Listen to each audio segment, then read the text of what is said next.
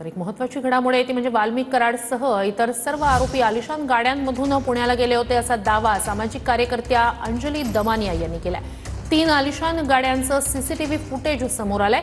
30 डिसेंबरला सोलापूर धुळे मार्गावरून आरोपी पुण्याला गेल्याची चर्चा आहे आणि कराड जेव्हा सीआयडी समोर 31 डिसेंबरला शरण आला तेव्हा याच ताफ्यातील गाडीतून शरण आला होता असा दावा सुद्धा दमानिया यांनी केलाय। दरम्यान कराडच्या ताफ्यात असलेली गाडी शिवलिंग मोराळे याच्या गाडीसारखीच आहे।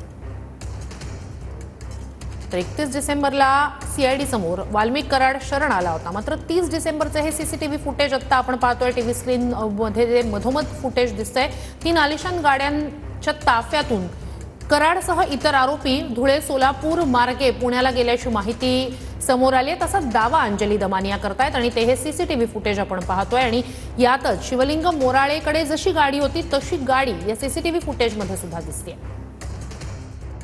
त्यावेळेस मला माध्यमातून कळालं की अण्णा सरेंडर होणार आहे, टीव्ही तुमच्याच माध्यमातून मला कळालं। मी एका चौकामध्ये थांबलो होतो, सीआयडी ऑफिसच्या जवळच जाऊन थांबलेलो होतो। तिथं मला अचानक दिसल्याच्या नंतर मग मी गाडी उभी केली। गाडी उभी केल्याच्या नंतर त्यांनी मला सांगितलं मला ह्या ऑफिसला नेऊन सोडावं लागते। तर मला काय अडचण नाही, ती ज्या गाडीतून आली होती ती गाडी सोडून गेली। त्यातून 2 जण उतरले, माझ्या गाडीत बसले। मी तिथून त्यांना ते सीआयडी ऑफिसला नेऊन सोडलं आणि मी माझा बाहेर निघून आलो।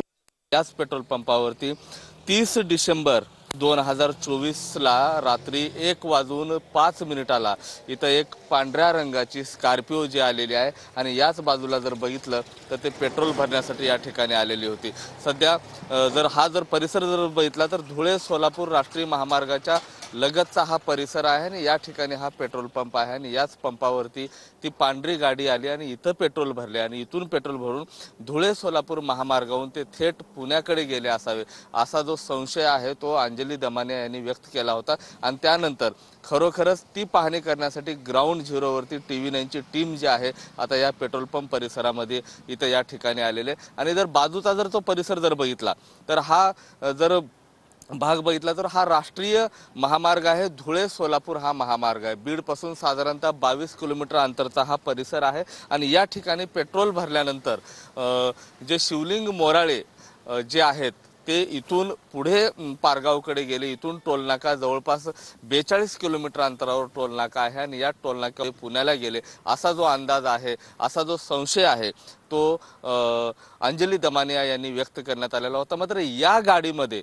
खरोखरच वाल्मिक कराड बसलेले होते का हे अद्याप अस्पष्ट आहे। कारणही तसंच आहे, पूर्ण जी गाडी पांढरी जरी दिसत असली तर त्या गाडीच्या ज्या काचा आहेत त्या मात्र काळ्या होत्या।